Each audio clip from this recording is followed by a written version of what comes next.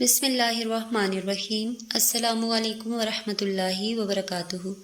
ناظرین، آج کی اس ویڈیو میں کائنات کے سب سے بڑے بدبخت کافر کے بارے میں آپ کو بتائیں گے، یعنی فرعون کے بارے میں کہ فرعون کون تھا اور کس کی اولاد میں سے تھا، فرعون کو فرعون کیوں کہا جاتا ہے اور فرعون مصر کا بادشاہ بننے سے پہلے کون سا کام کیا کرتا تھا، یہ فرعون مصر کا بادشاہ کیسے بنا، فرعون نے خدائی کا دعویٰ کرنے کے لیے بنی اسرائیل کے مسلمانوں کو کس طرح جانوروں جیسا جاہل بنا دیا تھا، اور پھر کس طرح فرعون نے خدائی کا جھوٹا دعویٰ کیا اور کس طرح یہ مصر کا جھوٹا خدا بنا۔ ناظرین، ان تمام تر سوالات کے جوابات آج کی اس ویڈیو میں ہم آپ کو قرآن و حدیث کی روشنی میں بتائیں گے۔ ناظرین، وہ فرعون جس کا ذکر قرآن پاک میں ملتا ہے، جو حضرت موسیٰ علیہ السلام کے دور میں پایا جانے والا فرعون تھا، بعض مورخین نے اس کا نام قبوس بھی تحریر کیا ہے۔ ناظرین، فرعون بدبخت کا تعلق قبیلہ قبطیہ سے تھا اور اس کی عمر 400 سال تھی۔ اس 400 سال کی عمر میں نہ تو وہ کبھی بیمار ہوا اور نہ ہی کبھی اس کے سر میں درد ہوا اور نہ ہی کوئی دشمن اس پر غالب آیا۔ اس کا چہرہ تانبے کی طرح چمکتا تھا، اس وجہ سے یہودی اس کو قبوس کہا کرتے تھے۔ فرعون بادشاہ بننے سے پہلے محنت مزدوری اور تجارت کیا کرتا تھا۔ ایک دن یہ محنت مزدوری سے تنگ آ کر بازار کی طرف نکلا اور وہاں پر اس کی ملاقات حامان سے ہوئی۔ دیکھتے ہی دیکھتے ان دونوں بدبختوں کی ملاقات دوستی میں بدل گئی۔ اگرچہ یہ دونوں ملعون کام کی تلاش میں شہر کی طرف روانہ ہو گئے، ان دونوں نے شہر میں خربوزوں کی خرید و فروخت کا کام زیادہ کیا تھا۔ اس طرح یہ دونوں بدبخت ایک خربوزے والے کے پاس گئے اور اس سے کام مانگا۔ چنانچہ اس وقت اس خربوزے والے نے ان دونوں سے کہا، میرے خربوزے لے جاؤ، بازار میں جا کر فروخت کر کے آؤ۔ جب یہ مال تم دونوں فروخت کر لو گے تو میں تمہیں کھانے کے لیے کچھ دے دوں گا۔ اس وقت خربوزے والے کی یہ بات سن کر فرعون نے حامان سے کہا کہ تم یہیں ٹھہرو اور میں یہ خربوزے لے جاتا ہوں اور بازار میں فروخت کر کے آتا ہوں۔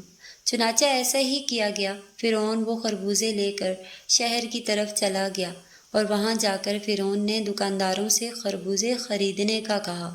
تو اس وقت دکانداروں نے فرعون سے کہا کہ ہم تو سودا ادھار پر خریدتے ہیں اور فروخت کرنے کے بعد اس کی رقم ادا کرتے ہیں، اور یہاں کا یہی دستور ہے۔ چنانچہ دکانداروں کی یہ بات سن کر فرعون کچھ دیر کے لیے خاموش ہو گیا اور پھر اسی وعدے پر وہ اپنا سامان فروخت کر کے واپس چلا آیا۔ واپس آ کر خربوزے کے مالک سے کہا، مجھے یہ کام اچھا نہیں لگتا۔ اتنا بول کر فرعون وہاں سے چلا گیا۔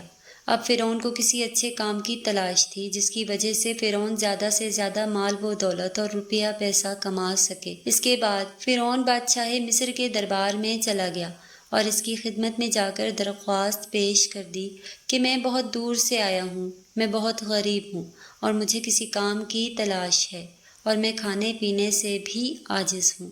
برائے مہربانی اپنی سلطنت مصر کے اس شہر میں بطور فدوی مجھے کوئی کام دے دیا جائے اور اس غلام کو اس جگہ پر مامور فرما کر سرفراز کیا جائے۔ چنانچہ اس وقت فرعون کی یہ بات سن کر مصر کے بادشاہ نے کہا کہ تو کون سا کام چاہتا ہے؟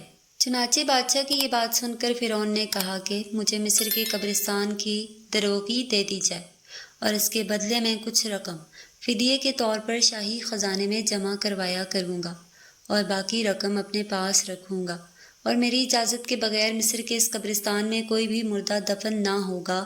یہ بات سن کر اس وقت کے بادشاہ مصر نے فرعون کو مصر کے قبرستان کی دروگی دے دی۔ چنانچہ اس طرح مصر کے قبرستان کی دروگی ملتے ہی فرعون بہت خوش ہوا اور خوشی خوشی جا کر قبرستان کے دروازے پر بیٹھ گیا اور انتظار کرنے لگا کہ اب کون آئے گا جو اپنے مردے کو قبرستان میں دفن کرے گا۔ ناظرین، اللہ کے حکم سے ایسا ہوا کہ اسی سال مصر میں ایک وبا پھیل گئی جس کی وجہ سے مصر کے بہت سارے لوگ مرنے شروع ہو گئے۔ فرعون نے جب یہ دیکھا تو اس نے ہر لاش کے بدلے ان کے وارثوں سے ایک ایک سونے کا درہم لینا شروع کر دیا، اور اس کے بعد کچھ ہی دنوں میں فرعون کے پاس بہت ساری دولت اکٹھی ہو گئی اور فرعون امیر ہو گیا۔ اتنا زیادہ مال و دولت اکٹھا ہو جانے کے بعد فرعون نے سوچا کہ مصر کے تمام قبرستان کو اپنے انڈر میں کیا جائے، لہٰذا فرعون نے ایسا ہی کیا۔ فرعون نے وقت کے بادشاہ کو بہت سارے پیسے دیے اور مصر کے تمام قبرستان کی دروگی اپنے ذمہ لے لی۔ چنانچہ اسی طرح فرعون قبرستان کی دروگی کے ذریعے بادشاہ مصر کے خزانے میں بہت سارا روپیہ پیسہ جمع کرواتا اور فرعون کے اس عمل سے بادشاہ مصر بہت خوش ہوتا اور بادشاہ مصر فرعون کو پیار اور عزت دینے لگا۔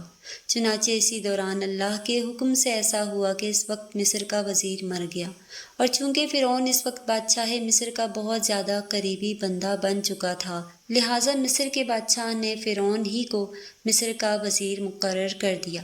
اقتدار ملتے ہی فرعون اقتدار کے نشے میں بدمست ہو گیا اور اس نے اپنے بدبخت دوست حامان کو بھی اپنے پاس بلوا لیا۔ اس وقت فرعون اپنے دوست حامان سے کہنے لگا، میں چاہتا ہوں کہ میں خدائی کا دعویٰ کروں اور ساری مخلوق مجھ کو خدا مانے اور میری عبادت کرے۔ فرعون کی یہ بات سن کر حامان بہت حیران ہو گیا، اور حامان فرعون سے کہنے لگا، اگر تو خدائی کا دعویٰ کرنا چاہتا ہے تو سب سے پہلے بنی اسرائیل کی تمام مخلوق کو اپنے ہاتھ میں لے لے اور ان کے دل میں اپنی محبت پیدا کر۔ فرعون نے حامان سے کہا، ایسا کرنے کے لیے آخر کیا کیا جائے؟ یہ لوگ کس طرح مجھے اپنا خدا تسلیم کریں گے؟ کیونکہ اس وقت تمام تر لوگ حضرت یوسف علیہ السلام اور حضرت یعقوب علیہ السلام کے دین پر تھے، اور کس طرح وہ لوگ اپنی دین کو چھوڑ کر فرعون کو اپنا خدا تسلیم کرتے۔ اس وقت فرعون نے اپنے دوست حامان سے اس کے بارے میں کوئی تدبیر نکالنے کا کہا۔ فرعون کی یہ بات سن کر حامان کچھ دیر کے لیے سوچتا رہا اور پھر یہ تدبیر نکالی کہ بادشاہ مصر سے یہ درخواست لی جائے کہ میں چاہتا ہوں کہ مصر کے تمام لوگوں کی تمام تر خواہشات مفت میں پوری کی جائیں، اور ان لوگوں کے تمام اخراجات میں اپنی جیب سے ادا کروں گا، اور جو لوگ جو چیز بھی حاصل کرنا چاہیں وہ مفت میں حاصل کر سکتے ہیں۔ چنانچہ اس وقت بادشاہ مصر نے فرعون کی یہ بات سن کر اس کی یہ درخواست قبول کر لی اور 1 سال کے لیے تمام مصریوں کو یہ رعایت فراہم کر دی، اور فرعون نے 1 سال میں ہونے والے تمام تر اخراجات کی رقم حامان کے ہاتھوں بادشاہ کے خزانے میں جمع کروا دی، اور پورے مصر میں یہ اعلان کروا دیا کہ اس سال خزانہ رعایتوں پر دستیاب ہے۔ ہم نے اپنی طرف سے تمام تر اخراجات کی رقم بادشاہ مصر کے خزانے میں جمع کروا دی ہے، اور مزید 2 سال کے اخراجات کی معافی کے لیے ہم نے دربار عالم میں درخواست کی ہے، اور وہ بھی قبول ہو گئی ہے۔ چنانچہ یہ بات سن کر مصر کے تمام لوگ خوش ہوئے، اور مصر کے تمام لوگوں نے فرعون کی ترقی کے لیے خوب دعائیں کی۔ چنانچہ ادھر مصر کے لوگ فرعون کے اس عمل سے بہت خوش تھے، اور ادھر چند دن بعد مصر کا بادشاہ اللہ کے حکم سے اپنی موت آپ مر گیا۔ چنانچہ اس وقت مرنے والے بادشاہ کا کوئی بھی وارث نہ تھا جو اس کے تخت پر بیٹھتا اور اس کی بادشاہت کو سنبھالتا۔ اسی طرح مصر کے بادشاہ کی تدفین کے بعد 3 دن تک عیادت ہوتی رہی، اور چوتھے روز مصر کے تمام لوگ بادشاہ مصر کے دربار میں حاضر ہوئے اور کہنے لگے، بادشاہ کے تخت پر کس کو بٹھایا جائے، کیونکہ ملک بادشاہ کے بغیر نہیں چل سکتا۔ چنانچہ اس وقت مصر کے لوگوں نے فرعون سے یہی نیکی دیکھی تھی کہ فرعون نے 3 برس کا خزانہ مصر کے لوگوں پر معاف کروا دیا تھا، اور ان کے اخراجات کا خرچ اپنے پاس سے بادشاہ مصر کو دیا تھا۔ اسی لیے مصر کے تمام لوگ فرعون کے اس عمل سے بہت زیادہ خوش تھے۔ فرعون کی خیر خواہی دیکھ کر مصر کے لوگوں نے بدبخت فرعون کو بادشاہ تخت پر بٹھا دیا، اور اس طرح فرعون بدبخت مصر کا بادشاہ بن گیا۔ اس وقت لوگوں نے یہ خیال کیا کہ فرعون بہت اچھا انسان ہے اور ہماری رعایا کا بہت اچھا خیال رکھے گا۔ اس طرح جب یہ فرعون مصر کے وزیر سے مصر کا بادشاہ بنا تو اس وقت فرعون نے اپنے دوست حامان کو مصر کا وزیر مقرر کر دیا۔ فرعون مصر کا بادشاہ بنتے ہی اپنے دوست حامان سے کہنے لگا کہ اب پورے مصر میں ہماری بادشاہی ہے، ہم جو چاہیں وہ کر سکتے ہیں۔ اس وقت فرعون نے حامان سے کہا، اب کوئی ایسی تدبیر نکالو جس کی وجہ سے مصر کے تمام تر لوگ مجھے خدا ماننے لگیں اور میری عبادت کرنے لگیں۔ اس وقت حامان بدبخت نے فرعون کو یہ مشورہ دیا کہ جتنے بھی علماء دین جو تدریس کا کام کر رہے ہیں وہ سب کے سب دین کی تدریس کو ختم کر دیں، اور لوگوں کے درمیان اسلام کی تبلیغ کا سلسلہ بالکل ختم کر دیا جائے، تاکہ آہستہ آہستہ تمام لوگ اپنے دین سے دور ہو جائیں اور اپنے دین سے بے خبر ہو جائیں، اور آئندہ آنے والی نسل دین سے بے خبر اور جاہل پیدا ہو۔ چنانچہ حامان کی یہ بات سن کر فرعون نے فوراً یہ حکم جاری کر دیا اور مصر کے اندر درس و تدریس کا یہ سلسلہ ختم کر دیا گیا، اور فرعون نے مصر کے اندر یہ حکم جاری کر دیا کہ کوئی بھی شخص مصر میں درس و تدریس نہ کرے ورنہ اس کو قتل کر دیا جائے گا۔ فرعون بادشاہ کا یہ حکم سنتے ہی درس و تدریس کا یہ سلسلہ ختم کر دیا گیا اور مصر کے لوگوں نے بالکل پڑھنا لکھنا چھوڑ دیا۔ چنانچہ اس طرح درس و تدریس کا سلسلہ ختم ہونے کے بعد وقت گزرتا گیا اور وقت کے ساتھ ساتھ تمام لوگ جاہل بن گئے اور علم سے دور ہو گئے۔ اس وقت مصر کے لوگوں کی یہ حالت ہو گئی کہ وہ جانوروں کی طرح جاہل بن گئے۔ اس وقت فرعون نے تمام مصر کے لوگوں کو یہ حکم جاری کیا کہ مصر کے تمام لوگ اپنے اپنے گھروں میں بت بنا کر اس کو سجدہ کیا کریں اور اس کی پوجا کیا کریں۔ چنانچہ فرعون کا یہ حکم پاتے ہی ایک قوم جو اس وقت کثیر تعداد میں تھی، انہوں نے بتوں کی پوجا کرنا شروع کر دی اور آہستہ آہستہ یہ بت پرستی بڑھتی چلی گئی۔ یہ سلسلہ 20 سال تک جاری رہا اور پھر اس کے بعد فرعون نے مصر میں یہ اعلان کروا دیا اور اس اعلان میں یہ الفاظ لوگوں کے کانوں تک پہنچائے جس کا ذکر قرآن پاک میں یوں ملتا ہے، اور بس لوگوں کو جمع کیا اور لوگوں سے کہا کہ میں ہوں رب تمہارا سب سے بڑا اور بلند۔ ناظرین، اس طرح لوگ کئی سالوں تک بتوں کی پوجا کرتے رہے۔ جب لوگ مشرک اور بت پرست بن گئے تو اس وقت فرعون نے یوں حکم جاری کیا کہ اپنے گھروں میں موجود تمام بتوں کو توڑ دیا جائے اور مجھے خدا مانا جائے اور میری پوجا کی جائے۔ چنانچہ فرعون کا یہ حکم ملتے ہی تمام لوگوں نے ایسا ہی کیا۔ تمام قوموں نے بتوں کو توڑ دیا اور فرعون کو پوجنا شروع کر دیا اور فرعون کو خدا ماننے لگے، نعوذ باللہ۔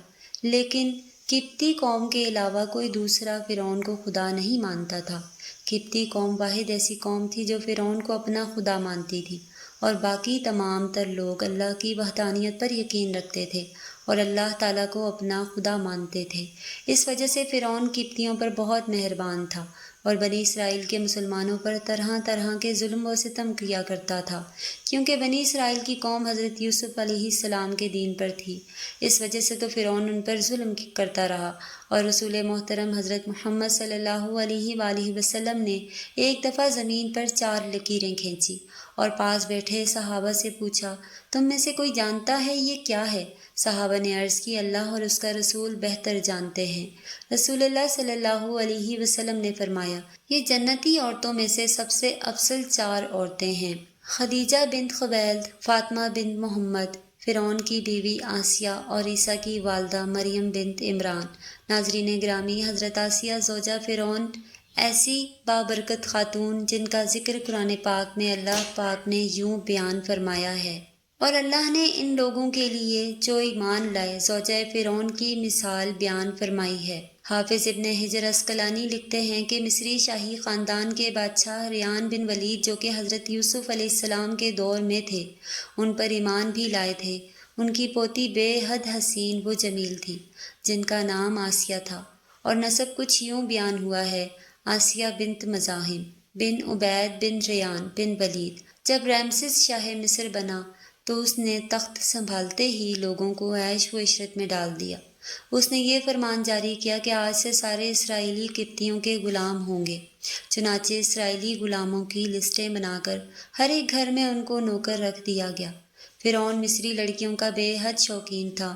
اس کے تخت شاہی پر بیٹھتے ہی اسرائیلیوں نے اپنی لڑکیوں کو گھروں سے باہر نکلنے پر پابندی عائد کر دی۔ فرعون نے بھی حضرت آسیہ علیہ السلام کے حسن کے چرچے سن رکھے تھے۔ ایک دن فرعون نے حضرت آسیہ کے سارے خاندان کو دعوت پر مدعو کیا اور وہیں پر ان کے والد سے حضرت آسیہ کا رشتہ مانگا۔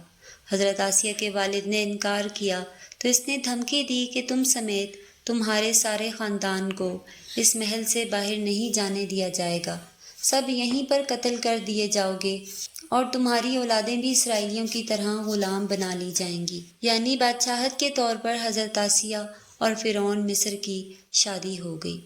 حضرت آسیہ شادی سے پہلے تو فرعون کے ظلم و ستم کی داستان سن ہی چکی تھی اور دل میں فرعون کے لیے نفرت بھر چکی تھی، لیکن اس شادی میں اللہ پاک کی رضا شامل تھی۔ کیونکہ اللہ کے پیغمبر حضرت موسیٰ علیہ السلام کو فرعون کے محل میں حضرت آسیہ کے یہاں پرورش پانی تھی۔ حضرت آسیہ چونکہ حضرت یوسف علیہ السلام کی شریعت پر عمل پیرا تھی اور ایک خدا کو ماننے والی تھی، شادی کی پہلی رات جب فرعون کمرے میں داخل ہوا تو دیکھا کہ اس کی بیوی آسیہ اللہ کی عبادت میں کھڑی ہیں۔ ناظرین گرامی، یہاں یہ بات بتاتے چلیں کہ حضرت آسیہ سے شادی کرنے تک فرعون نے خدائی کا دعویٰ نہیں کیا تھا، چونکہ فرعون حضرت آسیہ کی محبت میں گرفتار تھا۔ وہ پہلی ہی رات سے حضرت آسیہ کے ناز و نخرے برداشت کرنے لگا۔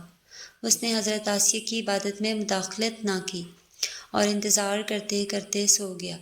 اس طرح اللہ پاک نے حضرت آسیہ کو فرعون کی صحبت سے محفوظ رکھا اور وہ آپ پر قادر نہ ہوا۔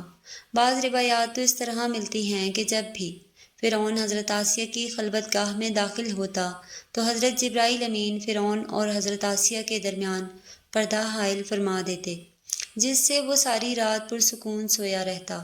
کچھ کتابوں میں لکھا ہے کہ اللہ نے فرعون کو نامرد کر دیا تھا، جس وجہ سے وہ حضرت آسیہ سے صحبت ہی نہ کر سکا۔ ان سب کے باوجود فرعون اپنی بیوی حضرت آسیہ سے بے پناہ محبت کرتا تھا۔ بعض روایات میں فرعون کی ایک بیٹی کا ذکر بھی ملتا ہے، تو آپ کو بتاتے چلیں کہ وہ لڑکی انہوں نے کسی سے لے کر پالی تھی۔ فرعون کا حضرت آسیہ سے پیار ہی تھا کہ جب حضرت موسیٰ علیہ السلام ایک صندوق میں ملے تو حضرت آسیہ کے کہنے پر اس نے حضرت موسیٰ کو اپنے گھر میں جگہ دے دی۔ حضرت آسیہ کی چونکہ کوئی اولاد ہی نہ تھی، اسی لیے آپ نے حضرت موسیٰ علیہ السلام کو اپنا بیٹا بنا لیا اور فرعون سے کہنے لگی کہ یہ بچہ میری اور تیری آنکھوں کی ٹھنڈک ہے، اسے قتل نہ کرو۔ جیسے جیسے حضرت موسیٰ پرورش پاتے رہے تو حضرت آسیہ آپ کے معجزات دیکھ کر حیران ہوتی رہیں اور دل میں یہ جان لیا کہ یہ بچہ کوئی عام نہیں، ان کی توقعات کے عین مطابق ہے۔ جب حضرت موسیٰ علیہ السلام نے نبوت کا اعلان فرمایا تو حضرت آسیہ ان پر ایمان لے آئیں، لیکن اپنا ایمان لانا محل والوں سے چھپائے رکھا۔ ان کے ایمان لانے کا واقعہ کچھ اس طرح ہے کہ ایک دن فرعون کے دربار میں ایک باندی کو لایا گیا۔ وہ حضرت موسیٰ علیہ السلام پر ایمان لے آئی تھی۔ فرعون نے اس باندی کے تینوں بچوں کو اس کے سامنے ابلتے ہوئے تیل میں ڈالنے کا حکم جاری کر دیا اور ساتھ ہی اس باندی سے کہا، اب بھی وقت ہے مجھے اپنا خدا بنا لے۔ لیکن وہ باندی کا ایمان بہت پختہ تھا۔ خیر، اس باندی کے سامنے اس عورت کے تینوں بچوں نے ابلتے ہوئے تیل میں جان دے دی۔ اس کے بعد فرعون نے اس باندی کو بھی تیل میں ڈالنے کا حکم جاری کیا۔ حضرت آسیہ علیہ السلام یہ منظر دیکھ کر اس عورت اور بچوں کی روح ایک نورانی جھرمٹ میں آسمان پر لے جائی گئی تو انہیں یقین ہو گیا کہ حضرت موسیٰ علیہ السلام اللہ کے سچے پیغمبر ہیں اور ان کا دین بھی سچا ہے۔